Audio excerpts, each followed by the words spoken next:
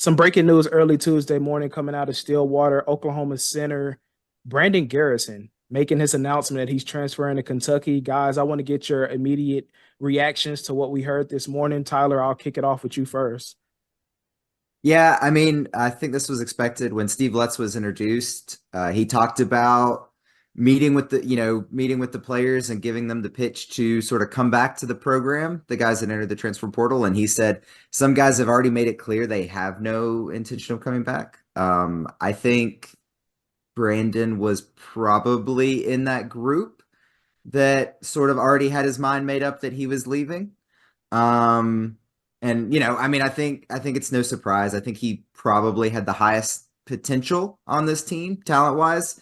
But I think he more so than maybe some of the other guys looked lost at times down the stretch and just maybe not sure what to do or where to be. And I think that contributed to his fouls. Just I don't know. Overall, I think it's just a kind of disappointing end for a guy that could have been an Oklahoma State great.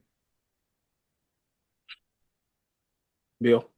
I'm astounded that from a 6'11" McDonald's All-American who played high school basketball in Oklahoma, a guy I saw play many times, I say many, maybe 6 or 8 times, Juwan, in high school, that Oklahoma State was only able to get 7.5 points a game and this kid got 5 shot attempts per game on average. That's Wow. unbelievable to me. And that's one of the reasons why they have a new coaching staff over there now. So, I mean, I sensed from Coach Lutz during his introductory news conference that some of those guys on the roster, he did want them to stay, but not a lot of them. I mean, they weren't very good and they didn't have an identity offensively. But Brandon Garrison has an NBA body, I believe an NBA future, and I believe that Kentucky, we will see a completely different Brandon Garrison. So I don't blame him for making the move. And I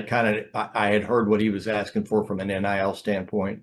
And I think Kentucky's far more able and willing to pay that kind of money than Oklahoma State was. Well, and the other thing that's really intriguing about Brandon Garrison's decision is the domino effect it has on the rest of college basketball, especially the schools in the region. I mean, besides Kentucky and a potential return to OSU, you were looking at OU and Arkansas that were among his suitors.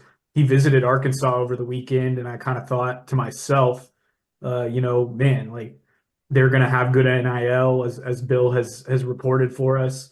Why wouldn't you want to play for a coach like John Calipari who has that that NBA track record of developing players? And then all of a sudden Kentucky enters the chat and he has the opportunity to go there and be part of the new surge of Kentucky basketball. We'll be curious to see, how this affects OSU's roster, what they have to do to replenish down low. But this also has a big effect on OU because Garrison, by all accounts, was like their number one transfer portal target. And so now they're going to be in the position where they have to find another big to pair with fifth-year senior Sam Godwin down low for next season, somebody that can play defense and rebound effectively when Godwin isn't on the floor. That's a great segue about where it leaves OSU's roster. At the start of the basketball season, Bill, I know you raved about Brandon Garrison. Where do you feel this leaves Steve Lutz as we continue on through this offseason process? Well, I mean, it's just, I mean, 6'11" and a guy, what really sets Brandon Garrison apart from so many guys is his ability to run the floor. He is, and he played so well and was used in a way in the Baylor game to open the conference schedule, Juwan. They used him in what I thought was a perfect way for an athletic big like him or a big man like him. And they just couldn't continue with that. And he did foul too much. And that was a factor in a lot of ball games. But, I mean, where does that leave Lutz? It's impossible for me to say now until he gets until I see the complete composition of what roster he'll go into this season with. And because of the portal now, I mean, it's a 65 to 80% roster rebuild for most programs from year to year. So I can't state with any clarity, what they're going to look like without Brandon Garrison But it'll be a very interesting summer because these guys do a lot more in the summer, Juwan, than most people realize with regard to college basketball. So it'll be a big summer because that's your time to get chemistry going, right? But I do know that 6'11" guys who run like Brandon Garrison are rare, and you're not going to replace that. Tyler, any further comments on where this leaves Steve Lutz moving forward? Yeah, I mean, I think it's Oklahoma State's definitely a work in progress, more so than I think every team in college basketball is in transition, is a work in progress this time of year. I think it's rare the teams that are even remotely close to a finished product, or even, if you can predict 3 of the team starters next season, you're probably in a good spot.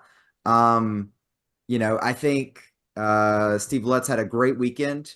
Getting a couple guys to commit, getting Bryce Thompson to come back to sign on to stay another year. I think that's big for the program, just especially this first year. Getting the nation's leaders in steals per game, I think is a big deal. So, and that's Arturo Dean. I probably mispronounced it, but I think that's a big pickup. So yeah, I mean, we'll have to see where this goes.